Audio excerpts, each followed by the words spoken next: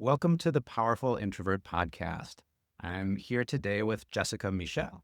She is a health reset consultant and owner of Merfleur Wellness. Welcome, Jessica. So good to be here. Thank you, Greg. Yeah, I'm doing my best with the French, but it's definitely haunting my American accent right now. So glad to have you here. I'm wondering if you could share with the audience a little bit about what you do, your line of work. Absolutely. So I have a little bit of a unique job in that I fell into it by accident, but I have the honor of walking alongside artists, creatives, big leaders that are sensitive, that have a tendency to be very connected to the world and connected to people and helping them heal. Because for those of you that have sensitivity or tend to be more introverted or quiet, you may notice that yourself and those around you are very easily affected by the world you're in. And our bodies are the physical manifestation of our internal state. And so, if our internal state is a bit overwhelmed, if our internal state is stressed, if our internal state is nervous, in a state of fight or flight with the nervous system, that'll show up in our physical health in our body. And what I do is I help creatives and artists, specifically high performing creatives and artists, are those that find their way to me, reset their body on the physical level so they can then be their most creative, abundant, nourishing, and beautiful selves out in the world and have the massive impact that they're meant to have at full capacity. Because a lot of us end up losing our ability to impact others when our physical health goes.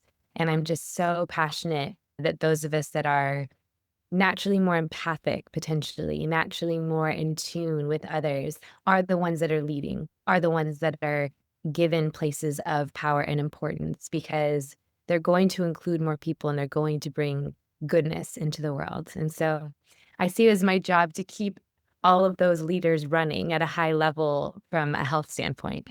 So that's what I do. That's great. And there's a number of tie-ins for my audience. And one of the themes is leadership.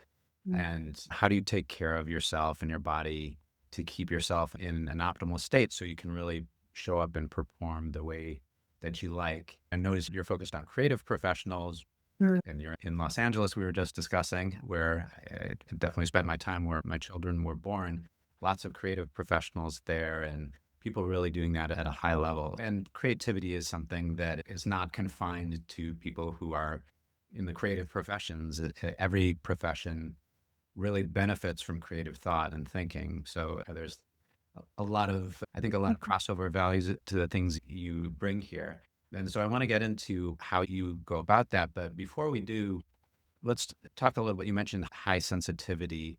Could you talk a little bit about what that means, just for people who might be less familiar with that term? Absolutely. High sensitivity is mostly known as being a highly sensitive person, HSP.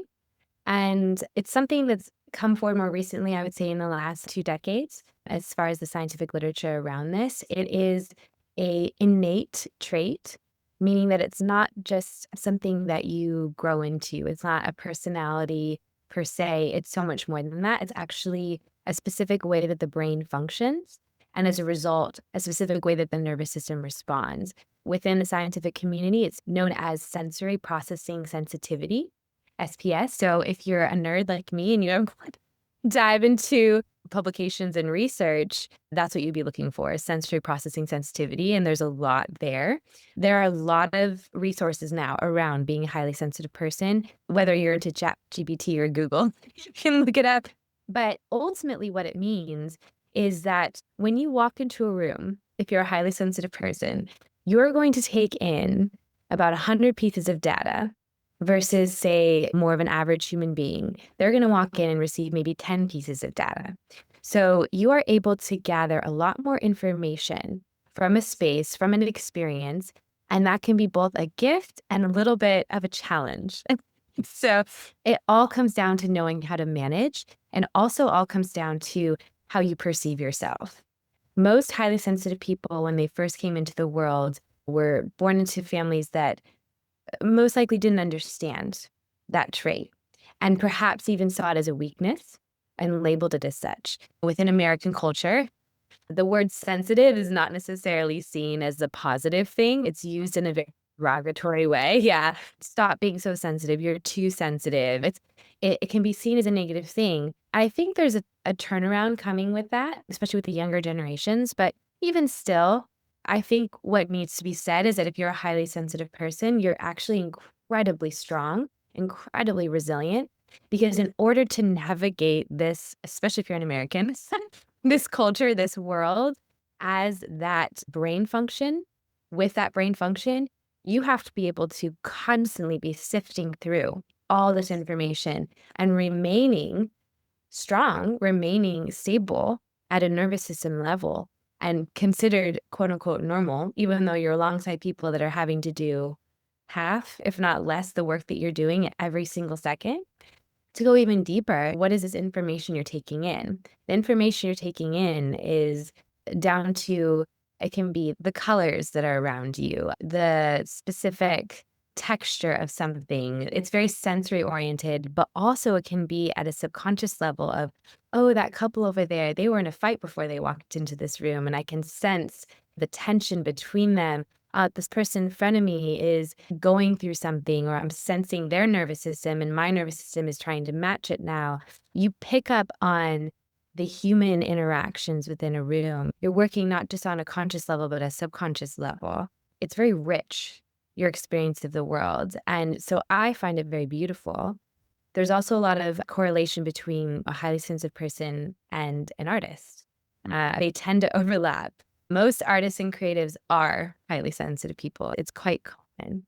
You put all that really, really beautifully. A couple of points I wanted to pick up on. One is the item of resilience, and that's commonly misunderstood. It can be a source of really great, strong resilience, and in the science where a lot depends on early childhood experiences of people who have really supportive homes and are highly sensitive are some of the most resilient people who are out there. And then Absolutely. those with more aversive, just negative childhood experiences, they can really struggle. But the great news with this trait, high sensitivity, you can overcome that much more easily than the general population. The good news, if you happen to be highly sensitive, is you come across someone like Jessica, that there's a lot of benefit and you can really change your life, transform your life very rapidly. Yes, it's and just to speak really quickly to what you said, it's not a death sentence in a way. It's not not a it's not something to be ostracized for. It's something to be grateful for. It's a gifting, is how I see it. It's an incredible gifting that you've received. And for myself, I grew up in an environment that I would say was a 50-50 situation. I was given a lot of creative opportunities, which was a blessing because it gave me an outlet for my sensitivity to be appreciated. But I also grew up in a family that was very competitive, that was very high energy and go, go, go, and a bit intense. And so my parents didn't know. They didn't understand, and there's also that too of giving your family grace because they didn't know that that part of you was natural. And a parent's job is to help you become a healthy adult that can take on the world. And my parents had no idea. They knew I was sensitive, but they didn't realize it was a gifting. They thought it was a weakness, and so they did treat it as such. And so I did try to come out of it in a way, and it wasn't until probably my mid-20s that I really started learning about high sensitivity, and that was when the light bulb went off for me. I was married at the time, and my husband, who's such a precious individual, was, like, going through the tests with me, and I was answering all the questions for if you're a highly sensitive person, and I was like, "Oh my gosh, there's other people like me? This is a thing?" I just thought I just thought I was super weak, you know? I didn't it was an actual trait, and that completely shifted everything for me, and that was actually right before I started my health practice, which is what I do, and so it really changed the way I entered even the health space because I was so passionate about not just my own self and my own experience, but I'm like, if there's other people out there like this, I wonder if they've experienced physical expression of this as well. So I immediately started integrating that into my work within the health, and now my practice specializes in that. which is quite rare. I don't actually know anyone else that does this, but my journey has been an up and down one. But now I'm in a place where I fully own it. I love it. And the more that I've noticed that I've stepped into embracing who I am, the more I'm surrounded by people that either respect and appreciate it or are that themselves, right? You attract who you are. It's a beautiful filtration. People that maybe don't respect or appreciate it are naturally deflected. Rejection is protection. Say so. Been really beautiful to see my life kind of flourish the more that I embrace and honor that part of me. I love that. And that's a message I like to hear and amplify, hear from a number of my guests. I talk about people who are just focused on introversion, and clearly there is overlap, but not exact overlap with high sensitivity. But people who are made to feel different for whatever reason and struggle, and there's so much information now for people to learn about. There's different types of wiring, and this is a kind of a unique set of wiring instructions, and it's super helpful to have the user manual for that. Exactly. I really appreciate that story of learning and acceptance that you had. So tell me a little bit more about this. How did you go about integrating this knowledge into your health practice from there? Yes, I started my health practice as a result of my own health journey. And so I have to speak a little bit to that. I have to go back to the origin story. So I came into the world as a sensitive child. My body was quickly overwhelmed, let's say that. And it expressed itself physically as colic, for example. As a newborn, it turned into a lot of ear infections, a lot of food sensitivities. And then as I grew older, it showed up in, as a woman, throwing off that transition into puberty. And as I got older, just starting to see all these different symptoms come forward. And so I was thrown into the medical space early on. And within our Western medical spaces, it's not the greatest. And I say that with respect. The doctors are trying their hardest, but our system is far from ideal. If you don't fit into the predetermined boxes, they don't know what to do with you. And I never fit into the medical boxes. And so there was also that element for me as well of feeling like an oddball in social settings, but also an oddball within medical spaces. And so early on, I started realizing I need to figure things out for myself. These systems aren't working for me. And I felt really misunderstood, which I think is super common probably with many people listening. I felt so misunderstood. I felt like an alien amongst these people. I didn't feel like I fit in. And so I realized either I had to fake it and just tell people what they wanted to hear, which is a big part of my story, or I had to do it on my own. And so I started doing that with my health. I started researching. I started learning. One of the benefits of being a highly sensitive person is that I have a really strong intellect. My brain goes at a hyper speed, and I have an incredible ability to focus and research and take in all that information. And I started really becoming ultimately my own expert, which I think everyone should be. But at a very young age, I had to do that. And so I started realizing I stepped out of the Western medical space and I started going more alternative, hoping that there might be some answers there. And I found more fellow oddballs, more people that didn't fit into the categories, and that was beautiful. But I also kept hitting walls there too. And I started learning so much that I was teaching these practitioners that I see. I was like, this is backwards. So I got to the point where I was like, I think I need to have my own practice because I had people starting to come to me and I started to see results from my own work. And I learned so much from every practitioner I saw. So my practice started from a place of entering in knowing that I wanted to be the practitioner that empowered people. I didn't want to just become like another mini god that told people, I know exactly what's wrong with you and this is what you need to do. And I wanted to be like, hey, let's be partners in this and let me help you become your own expert because that's what I did. And I'm literally just passing that ability on. And so Merfleur Wellness was birthed out of that place of a desire to empower others, empower those that felt misunderstood within the health space. And from there, it grew and started becoming even more niche because the people that kept coming to me were sensitives and were creatives, were actresses, models, writers, poets, musicians, and even creatives within the corporate space. A lot of people that land in 9 to 5s, like that are in marketing and advertising. And even I've had moms, creativity, as you said, goes far beyond a job title or career. And what I kept seeing over and over again was the nervous system and how, again, as I go back to how I described very simply the fact that we take in so much data, it really can overwhelm the nervous system if we don't know how to navigate that and we how to filtrate it because the data isn't just, oh, that couch is green. It's also that couple's in an argument. And now if I don't have healthy boundaries, I'm now enmeshing, I'm merging with that experience and I'm taking on the emotional weight of what that couple's going through that honestly, they may not even know that they're like giving off. That's a whole nother thing we can talk about. But you're easily taking on the experiences of those around you. And so if you don't know how to hold that boundary between yourself and others, you're going to be carrying the experiences, the life experiences of your family, the people in your immediate surrounding, the people in your home, and even honestly, the energies of the world. And so that manifests physically. So my clients come to me typically with all sorts of what I would call dysfunction in the body that ultimately, if we follow it all the way down, like they always say, follow the money. I say, follow the nervous system, follow the health story is what I call it. We get down to the root.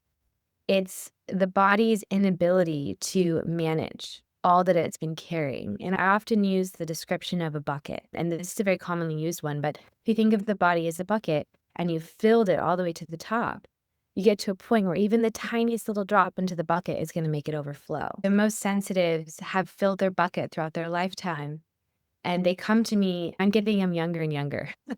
But when I first started out 7 years ago, 8 years ago, I was mostly getting people in their 30s, 40s, and now I'm getting people that are coming straight out of college. They're in their 20s and they're already maxed out, which was my story. I was maxed out in college. I got it early, but they're tapped out and they're wilting when they're not able to manage a job, that they're not able to move through their daily life. A lot of them are even bedridden because they're so physically maxed out. And so what we do is I work on the functional side, and then if they're open to it, what I call the ethereal side. So we look at the body, we look at the emotions, we look at identity, we look at how you're expressing yourself. From the functional side, I like to get really basic, how the organs are functioning in the body. And so again, as highly sensitive people, as someone who is maybe more introverted, someone that's more quiet, that is also called into a space of leadership and high responsibility, that is quite a combo for the body if you don't know how to have healthy boundaries. And like I said, it all comes into the physical body. So, for example, if we talk about the nervous system, I don't know if that's something you've discussed much on this podcast, but I simplify it that we have what's called an alarm state and a calm state. So, if you're familiar with the sympathetic versus the parasympathetic. And in the alarm state, we're in that high go mode. It's where you are when you're performing. It's where you are when you're running a meeting. You're in a leadership mode. It's also where you are if you're in a lifestyle where you have to always be in that state. It's also the state you might be in if you have a lot of trauma that you haven't dealt with, right? You haven't faced. And some of it's subconscious. Some of it's so deep, you're not even aware of it. It's running in the background and you don't know it. So if you're living that alarm state, the problem is that the body cannot do things like rest, digest, and detox in that state. It is actually a flip. And again, it's more complex than this. I'm keeping it simple for the sake of the podcast. But we want the body to be able to go into the calm mode as often as possible. And this is where we rest, digest, and detox. This is where healthy function happens for the body, for the organ systems. And if we're constantly living in alarm mode, which most highly sensitives are, we're not doing all those natural functions. And maybe they happen overnight when we finally collapse. If we're sleeping. A lot of my clients are like, I'm barely sleeping. But if you think about it, year after year, living in a state that doesn't allow you to digest basic function, that's how you receive nutrients that you need to run your body. Detox, that's how you remove toxins that in this modern world we experience on a constant basis. And when I say toxins, I don't just mean chemicals. I don't just mean heavy metals. I don't just mean mold. I also mean emotional toxins. It's when you process and release current experiences and also past experiences. And then it's just so important to be able to move through all these different functions and to be able to shift into rest mode, because that's when we're able to rejuvenate and regenerate. So if you imagine if you're not doing that, you're going to really max yourself out and it's going to show up in all sorts of symptoms, whether it's a chronic illness, brain fog, the inability to access creativity, just pure exhaustion. I have a lot of people that come to me with just pure exhaustion and they just know they're not living to their full potential. And maybe they have the ability to push through it because we are so resilient, but ultimately you're going to crash out. And so clients come to me, they've usually seen multiple practitioners by the time they see me because they don't fit the boxes. And then we go in deep and we reset their function at the organ level. And we also address the emotional side as well. We do identity work and I can speak to that as well. But I've been monologuing for a while. Oh, they do.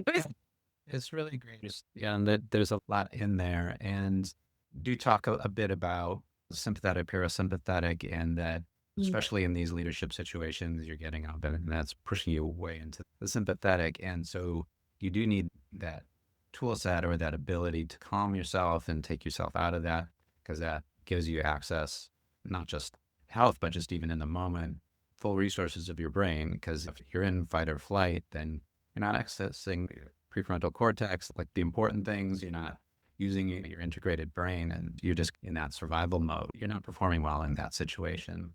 I'm curious about organs. Clearly, it's good to be in the more calm state for the health of your organs. Do you do diagnostics or do you try to figure out where are these negative energies centering in your body? Where are you holding on to things? Tell me more about that. Yes, absolutely. I have so much to say. So I'm always like, tell me what you want to hear.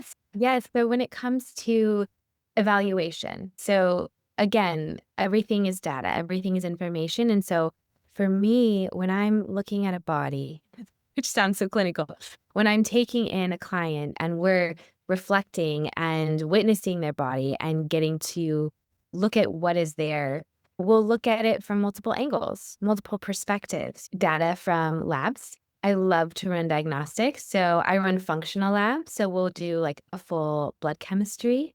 We can look at the body that way. I do stool testing, very specific stool testing. I usually like to start there. If a client comes to me and they don't have any capacity, for example, we'll start with neurotransmitter testing, which is one of my favorite ways to support. Neurotransmitter testing is a lesser known support. Actually, a lot of clients come to me through therapists, which I love. I love partnering with therapists in this work. But neurotransmitter testing, it's a way to see how your brain is functioning, how your nervous system is functioning, because from a health perspective, I would never take someone, for example, into a full gut reset, which if you've gotten into health, you know that gut is most often the foundation of where things have gone awry, your gut microbiome. And it really sets the tone for your brain health. It sets the tone for your immune health. It sets the tone for your emotional state and your nervous system, inflammation, so many other things. So when we test the neurotransmitters, we can see, for example, the serotonin pathway. How are we moving through that calm state? Do we have the ability to come down and regulate? There's many different pathways that we can look at. And I'd also like to look at your cortisol levels. What is your stress pattern throughout the day? And the way I test is very granular. It's very detailed. It's very specific, which is quite different than you would experience in a typical medical setting. Because, for example, when I run a cortisol panel, we're doing 4 samples throughout a day versus 1 blood in the morning, which is really not helpful at all. But we're getting as much detail as we can through testing in order to expand capacity. So like a neurotransmitter, it allows me to look at your brain and your nervous system and go, okay, this is where we're flatlining. This is where we're maybe overexpressing. And from that standpoint, I can do what's called Band-Aid supports. And I can come in with something like amino acid therapy, which is one of my favorites. And we can build the body up very quickly and turn you around. So for example, if I have a client that comes in and says, hey, I'm going to a leadership conference, I have to give a presentation. I'm flatlining. I have no energy. I feel like I can't access my brain. Or I've noticed all of a sudden I'm getting these panic attacks and it's so unlike me. What's happening? we pull a neurotransmitter panel, we see what's going on. Oh my gosh, okay, we're completely depleted in GABA, or we're actually in excess with serotonin, or and I'm using the ones that are more well known, but there's more detail to it. And from that standpoint, we can come in very quickly, and I can literally change this client's body, this client's brain expression within 15 minutes using certain supports. And so obviously that's not getting to the root of the cause. Very important to understand that. But we have the ability with natural, non-addictive, side effect free supports like amino acid therapy, which is supplementation, to change the state of your body and your brain and your nervous system within 15 minutes. It's incredible. This is something that needs to be more well known. But so again, most of my clients are high performing, is what I would call it. They're in really extreme states. I have actresses that are on a set at 2 a.m. in the morning in Canada in the freezing weather, and they have to perform. They're literally going through an intense scene of running, whether if they're in a horror film or a death scene. It's insane what they're asking their body to do. And so if they're living in that state, they have to have supports that can step in. So that's an example of kind of quick support. And then my true passion is what I call resetting the body. And that's where we come in and we fully go deep. And it usually starts with the gut. And we'll do a full gut rebalance where we eradicate any pathogens that may be dominating the gut and dictating how the brain is wired. A lot of times what we think is lack of discipline or lack of willpower or even trauma sometimes actually has to do with pathogens, which are viruses, bacteria that are dominating the microbiome and literally taking over your brain and telling your brain what to do. Even symbols, cravings can be tied to that. So when we reset the gut, we reset you. You come back to your true authentic self. And from there, we look at digestion, we look at detox, and when I speak about the organs, I'm thinking about the brain, I'm thinking about the adrenals, the thyroid, the liver, the gallbladder. I could go on, but everyone's story is different.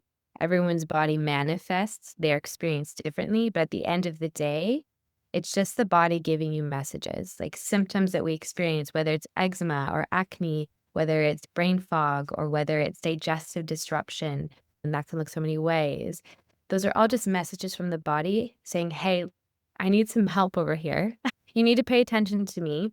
And the less you pay attention, the louder the messages get, the more extreme the symptoms become. Wow, you. Absolutely, absolutely. And the body also learns. Your body is so brilliant. It's constantly trying to survive and heal. And so we'll put things on the back burner and you'll start to layer and things become chronic. So we have acute versus chronic. Acute is what's happening immediately. Chronic is things that have maybe happened from the past, maybe a virus from your childhood that was never fully addressed, or you just took an antibiotic, which little insight that doesn't resolve anything. It often pushes the virus into what we call biofilm. And so the body's then just dealing with it on a back burner basis until you address it and complete that cycle. So complete that full clearance. So there's a lot that can come into it. And that's just the functional side.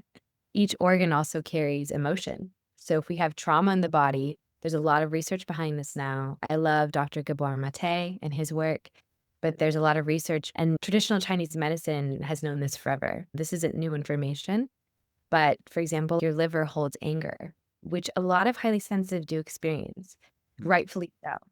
Deep resentment or anger as a result of how they've been treated or misunderstood, and it comes through the liver. Each organ holds emotion, and as highly sensitives, we often have repressed anger because of how we've been treated or mistreated, misunderstood. That's a really common one.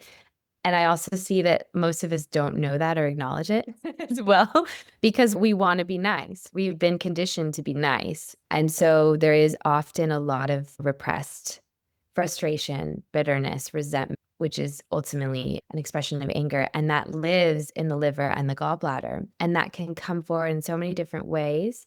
I often see it come through the skin in different expressions. That's just an example of how our emotions are deeply woven into the body.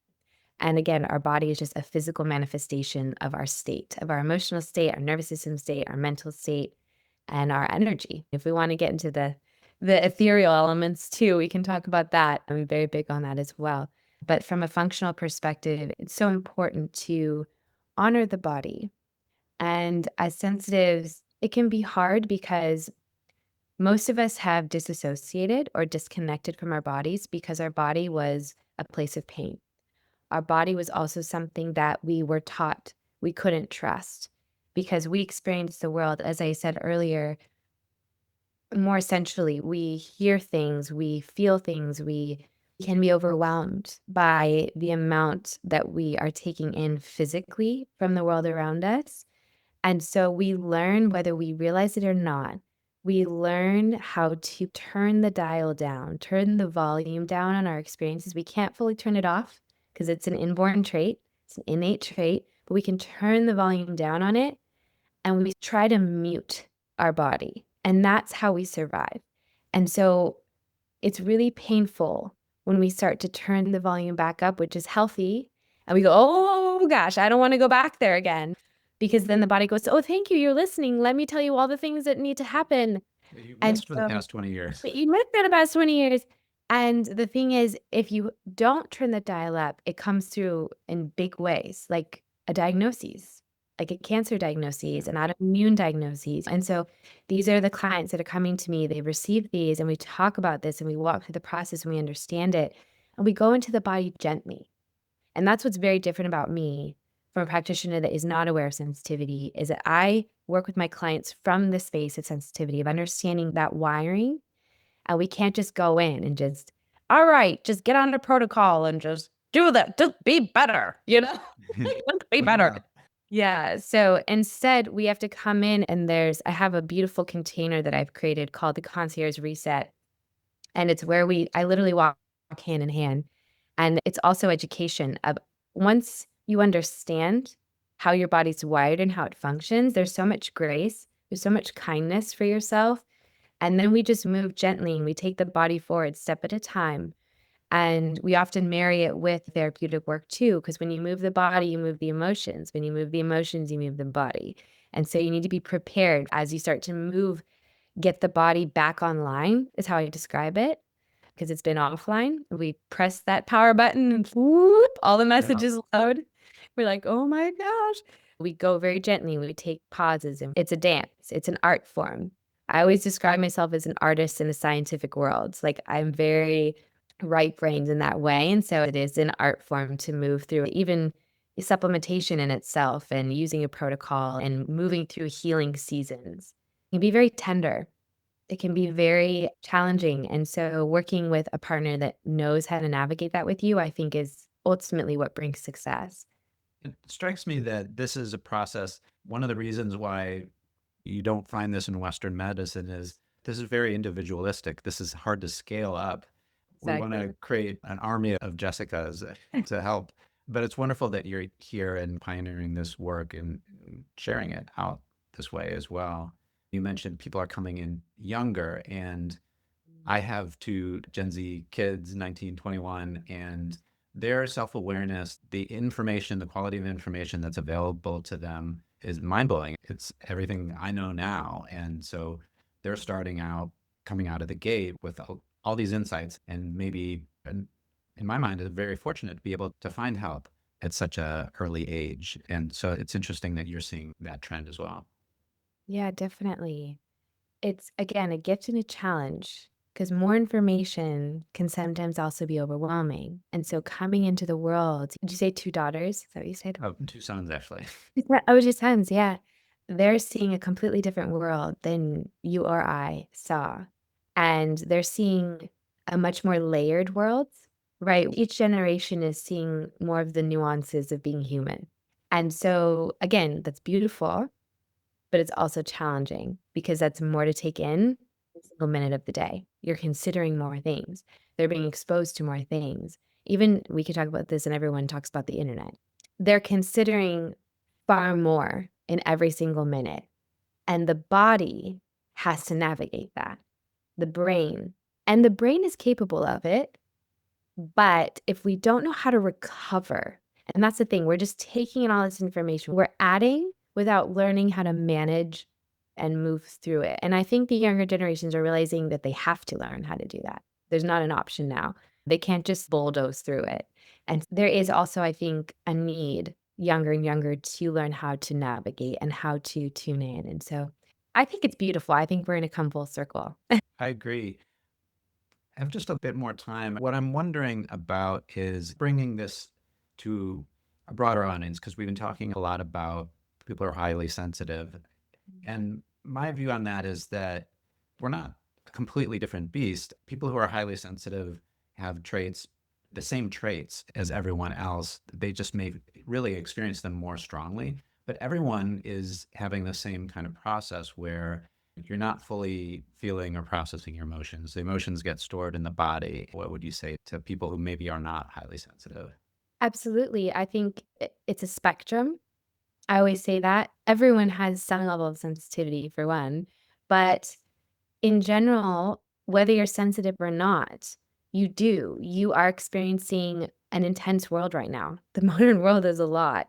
And your childhood, the formation of who you are and what you took in that time really set up your body as well. And if you can look back at your childhood and say, there was a lot there, there was a lot that I took in, then just know that there's going to be a lot going on in your body as well, unless you have actively stepped in to address it. And I'm not just talking about therapy, I'm talking about physically going in and checking and evaluating your body. And I would highly recommend that everyone see a functional practitioner. So, someone that is trained in looking at the foundational pieces of your body, which I'm sad to say you're not going to find within Western medicine. It's quite rare. So you will need to step outside of that, which again is unfortunate, but it's for your benefit. In the long run, the cost savings will be very high if you start addressing it now and you don't wait to get a diagnosis to look into your body. And if you are in therapy, and if you are realizing, oh, I do have big T or little t trauma, I have had experiences that have affected me. It can be as simple as that. Check in on the body in the same way. And there's really beautiful tools that you can look at. Traditional Chinese medicine body clock will show you the connection between the emotions and specific organs that I was speaking to. That's something you can look up. And so, for example, I'll go back to my previous example. If you're in therapy and you've noticed, oh, I have a lot of resentment, or that's an emotion that's coming up for me a lot. I'm just feeling a lot of bitterness. Okay, maybe it's anger. A lot of people don't like to acknowledge anger. Okay, maybe it's anger, Jess, maybe. Check in on your liver.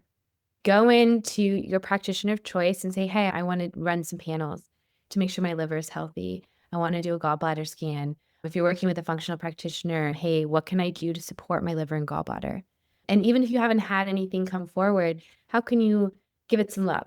What are foods? What are supplements? What are activities? What's even breath work you can do to support that organ? I think it's understanding, where do I have vulnerabilities based on what I've experienced in my life, based on emotions, and how can I support my body in those specific areas? That's a tiny little sliver of one of the many ways you can support yourself. Yeah, really good practical advice. Jessica, if people want to learn more about your practice and hear more from you, where can they go? Yes. So I am at merfleurwellness.com. That's my website. You can go there. I'm also on Instagram at Merfleur Wellness. And if you're worried about the spelling, I'm sure Greg will have it. Listen, it's If you don't French. speak French, it'll be If you don't speak fine. French, yeah, Merfleur. And then I also have other interviews on other podcasts you can listen to too for more about what I do. But mainly the website and Instagram is where you'll find me. I am an introvert and a sensitive, so being online is is not always my favorite. Yeah, So, you do it. but I do my best. I do my best to get out there and share all the work. So, yeah, but that's where you'll find me, and that's where you can connect, reach out through my website, or you can DM me on Instagram. I'm responsive in that way as well. And thank you. You speak so well about these things, explain them really well. So I really appreciate having you on the podcast. Thanks for being here today. Oh, it's a privilege. Thank you so much, Greg.